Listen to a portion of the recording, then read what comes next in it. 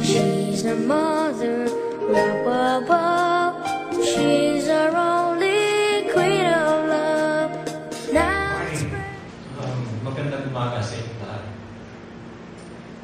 The sponsors of the bill are worried that poor, large families leave each of their children in less food and schooling, who in turn end up growing poor and having large families, and the cycle repeats itself. They believe that an RH law can break this cycle of poverty by informing individuals about available contraceptive methods and giving them access to these methods because it will help them raise families with fewer children who can be better fed and schooled, and who in turn will earn better incomes to support families with fewer children, and thus, according to them, a virtuous spiral is begun. We, meaning a polite way of saying I, agree with the proponents of the bill that poverty is a real problem. But we think that passing the RH bill won't contribute directly to its solution for three reasons. First, the bill proposes to teach contraceptive methods and make cheaper contraceptives available to a populace where most women know enough contraceptive methods and can pay for them.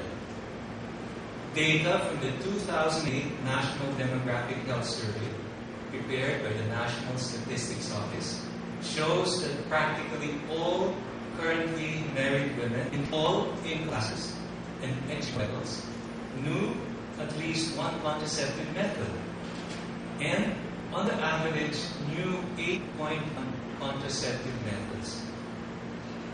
Based on the figures from the same survey, we calculate that a mere 0.6% of currently married women are not using contraceptives because they cost too much. Moreover, another 25.6% of currently married women are not using contraceptives, giving reasons such as infrequent sex or no sex, menopausal hysterectomy, self-pregnant, ineffective, once as many children as possible, health reasons, and fear of side effects. Instead of spending $3 billion as proposed by the proponents of the RH bill on contraceptive supply, we calculate that the same amount could be used for 1. Building 2,053 classrooms, which is a backlog of classrooms for Eastern Visayas. 2. Paying the annual salaries of 2,053 teachers to man or woman these classrooms. 3. Paying the annual salaries of 1,663 skilled work attendants, the greater presence of which is proven, according to the Department of Health and the WHO, to reduce the number of deaths. And 4, building 4,000 houses for families, a project that was signed by President Aquino. Low salary military policemen, which they would amortize at 200 pesos a month for the first 5 years and 400 to 800 pesos a month for the next 30 years. Second, bills aim to help poor families improve their lot by helping them to choose a number of children they can afford to raise.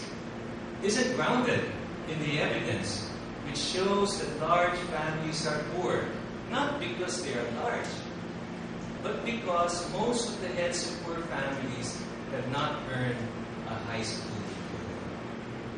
Based on a sample of families which have heads with jobs and reached their final number of children from the 2000 Family and Income Expenditure Survey, also by the NSO, 78 to 90% of the heads of poor families, sorted by the number of children, didn't earn a high school diploma, and this would make it unlikely that they would hold a well-paid job.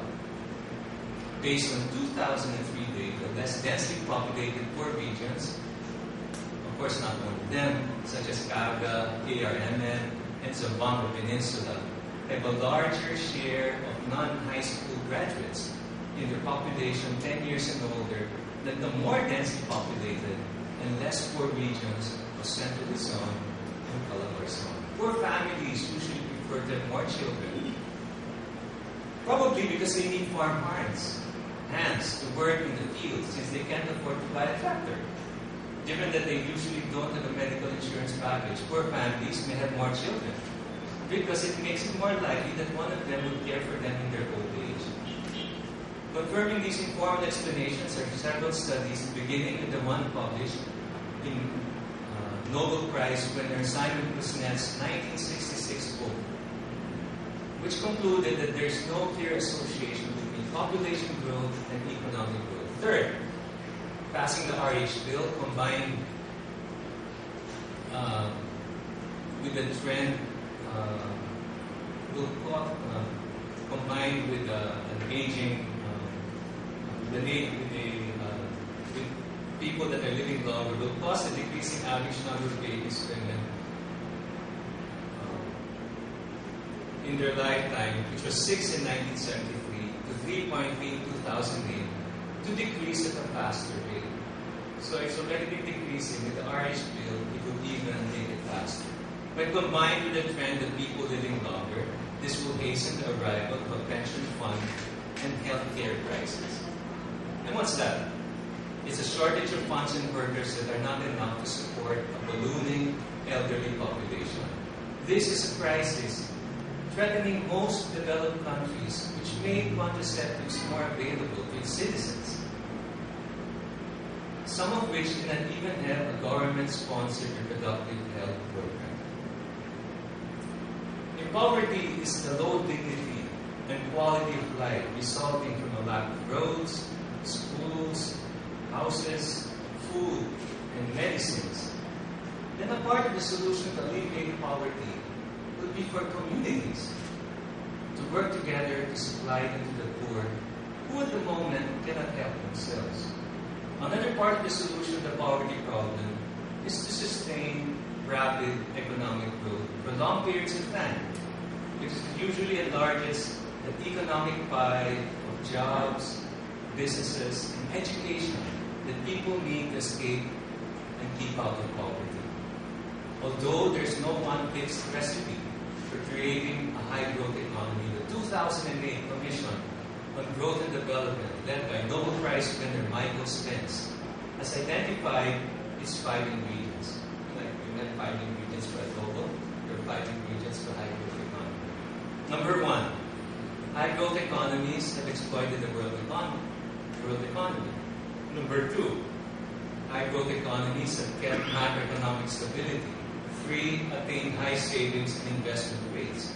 4, let markets allocate resources. And 5, had committed, credible, and capable governments. In short, we need not pass the RH bill because it does not offer real, direct solutions that alleviate poverty.